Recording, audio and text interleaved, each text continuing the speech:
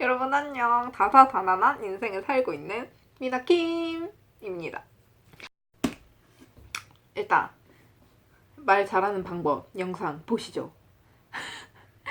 가장 먼저 발표를 잘하는 사람들은 특징을 가지고 있어요.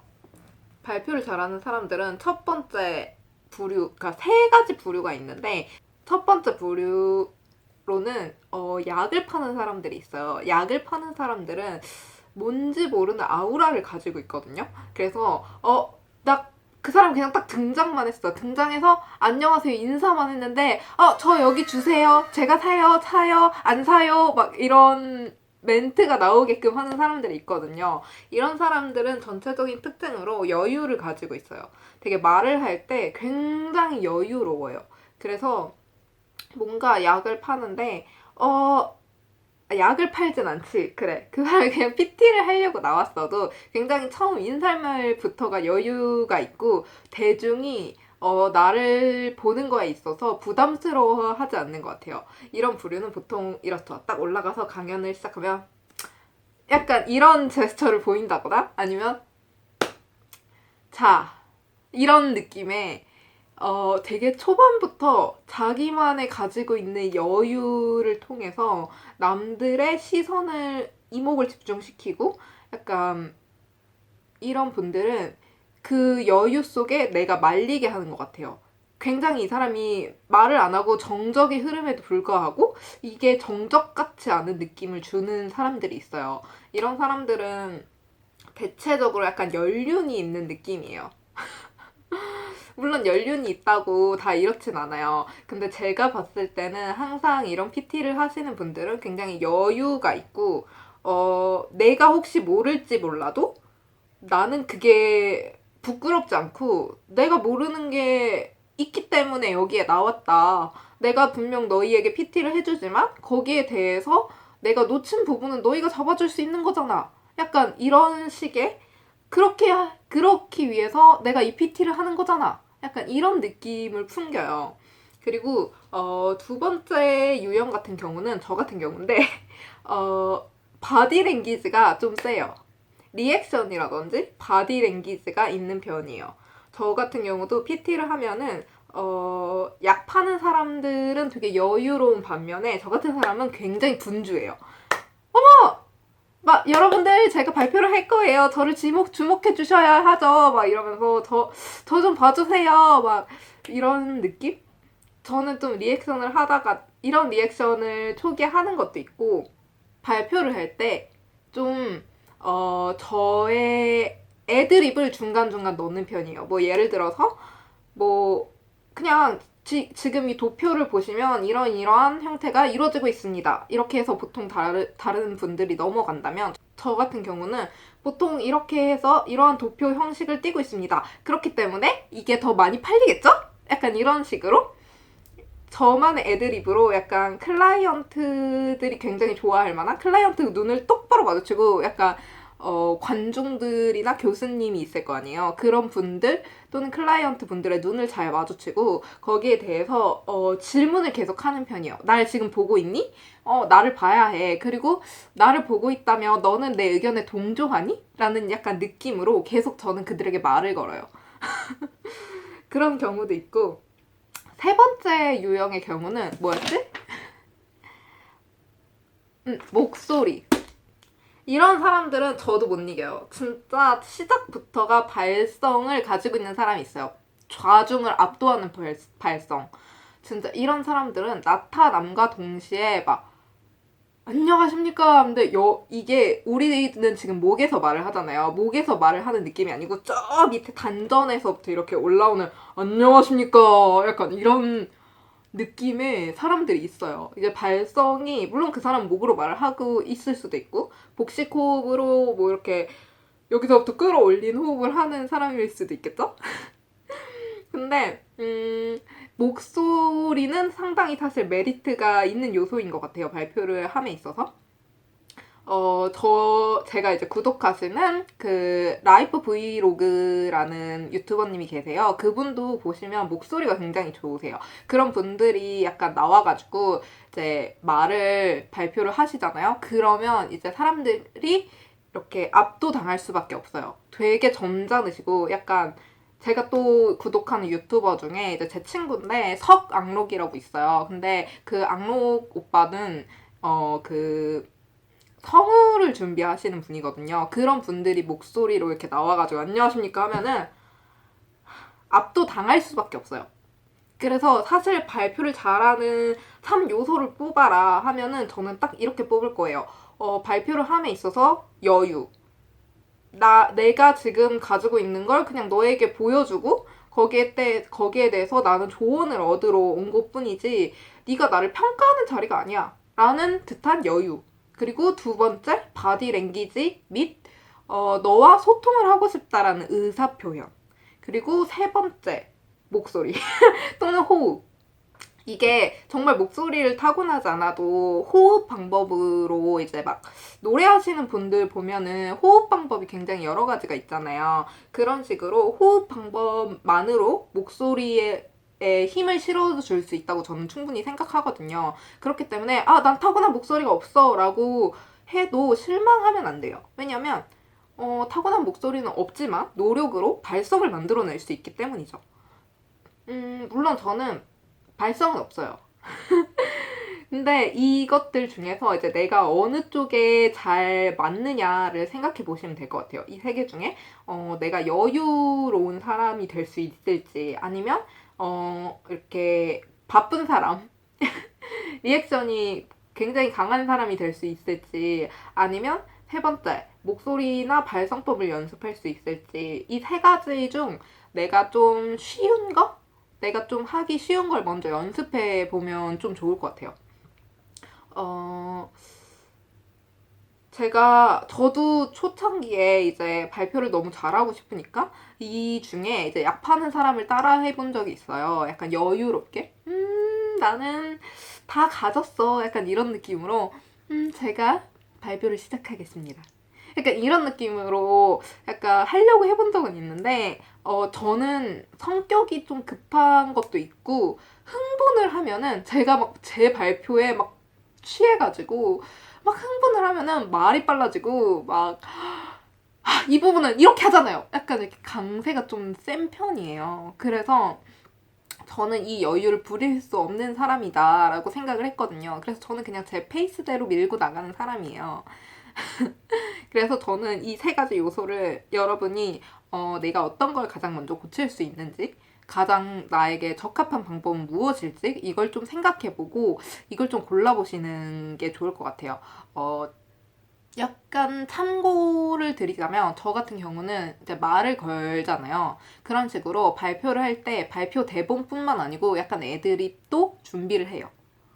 뭐 이런 부분에서 사용할 수 있는 요소 여러분 그렇죠? 하고 한 명을 잡아서 물어본다거나 그런 식으로 그런 애드립을 살짝 준비하는 것도 있어요. 발표를 할 때. 그리고 이런 거 말고도 사실 논리적으로 말하는 것도 중요하잖아요. 발표도 중요한데 물론 발표의 내용도 중요하죠. 그렇지만 이거 말고 갑자기 질문이 들어왔다. 그럼 이 질문에 대해서 답변을 할 때 사실 이런 것도 많이 고민이 되잖아요. 왜냐면 발표는 그래도 내가 대본이라도 준비하지. 근데 질문은 뭘 준비할 수 있는 게 없었으니까 최대한 물론 여기에 대해서 나올 만한 예상 질문 이런 걸좀 고민을 해보고 공부를 해봤겠지만 그래도 예상치 못한 질문이 나올 때가 있어요. 그럴 때 저는 어떡하냐면 논리적으로 말을 하기 위해서 약간 노력을 하는데 보통 논리적으로 말을 하기 위해서는 전제 그리고 중점 그리고 이제 뒷받침하는 내용이 필요해요. 발표할 때도 물론 이게 중요하겠지만 특히 누군가 질문자가 질문을 던졌을 때 저 같은 경우는 바로 떠오르지 않으면 그 질문을 다시 되새김해서 말을 해줘요. 뭐 미나 씨는 이 부분에 기대 효과가 조금 약하다고 생각하지 않으세요? 라고 말을 하면 저는 이 부분의 기대 효과 같은 경우는 말이죠. 라고 하면서 생각을 하고 그 다음에 이제 제가 전제 이 중점의 내용이 나오기 전에 왜 이러한 결과가 도출되었는지에 대한 전제를 깔아요. 사실 요즘 사람들 같은 경우는요. 굉장히 SNS를 많이 이용해요. 그렇기 때문에 저는 뭐 이 정도의 기대 효과는 나올 수 있을 거라는 나올 수 있을 거라고 충분히 예측을 했어요. 거기에 대한 통계 자료로 뭐 이런 부분이 있죠. 뭐 이런 식으로 대답을 하는 편인데, 뒷받침 될 만한 뭔가 통계 자료라든지, 물론 이런 게 없을 수도 있어요. 없을 때는 좀 그냥 말로 넘어가야 할 때도 있어요. 그런 경우는 제가 지금 당장은 생각은 안 나는데, 그럴 경우도 최대한 말을 어쨌든 중점만 딱 말하고 단답식으로 뭐 이런 경우 좀 부족하지 않으세요? 아니요. 또는 네. 이런 식으로 중점만 얘기한다기보다는 전제를 깔고 중점을 얘기하고, 그리고 이 중점이 돼야 하는 이유를 또 여기서 뒷받침해주면서 말을 해주면 좀 좋은 것 같아요. 근데 이게 좀 단점이 있다면요. 저 같은 경우도 한 번씩 그런 일이 일어나는데, 그러니까 내가 생각한 중점이 있어요. 이 사람이 말을 했을 때 내가 생각한 중점 요소가 있는데, 이 말을 꾸미기 위해서 전제를 깔다가 전제가 길어졌을 때 중점을 놓쳐요. 그렇기 때문에 이런 경우는 항상 머릿속에 중점을 생각해내야 돼요. 내가 전제를 깔고 있지만, 물론 서론을 깔고 있고, 이야기에 있는 서론을 깔고 있지만, 중심 스토리는 놓치면 안 되는 거죠. 근데 이거는 항상 중요한 것 같아요. 그런 경우 좀 원하는 답을 줘야 되잖아요. 근데 내가 서론을 깔다가 다른 길로 새버리면 이 사람은 원하는 답을 듣지 못했잖아요. 그래서 이런 부분은 좀 사실 당장 문제가 되지는 않을 거예요. 사실 이 영상을 보는 사람들에게는. 근데 나중에는 문제가 될 수 있어요. 그래서 서론을 까는 연습을 해요. 일단은 사실 장황해도 좋아요. 그냥 연습을 하는 거니까.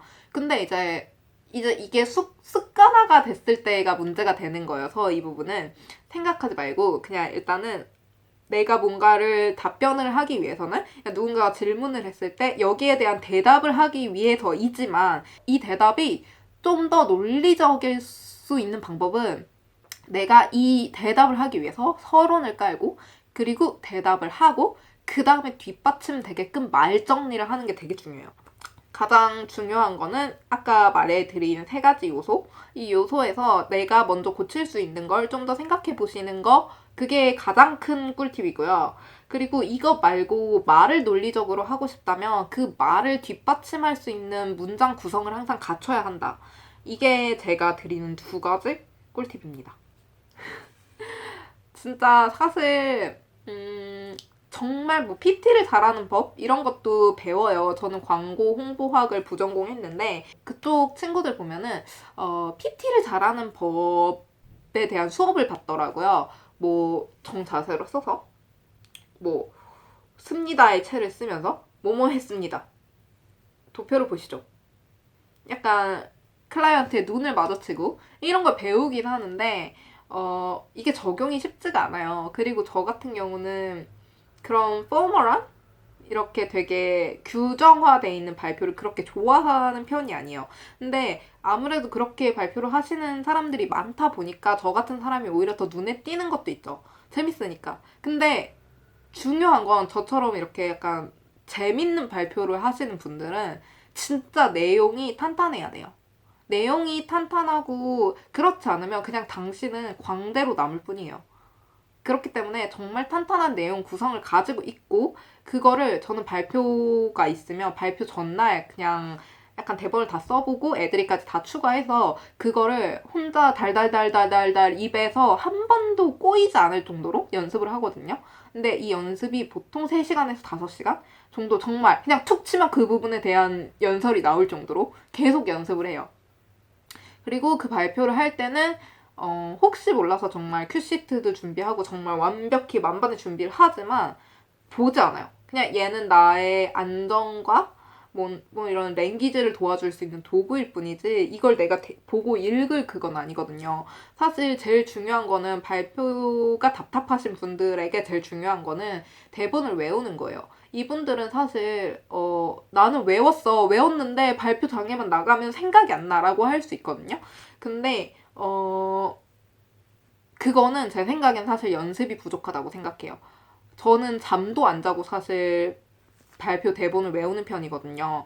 근데 그 정도가 되면은 제가 당시에 일예가 있어요. 일예로 제가 당시에 대학교 1학년이었고 그 당시에 저녁 한 6시쯤 나가서 술을 먹었어요.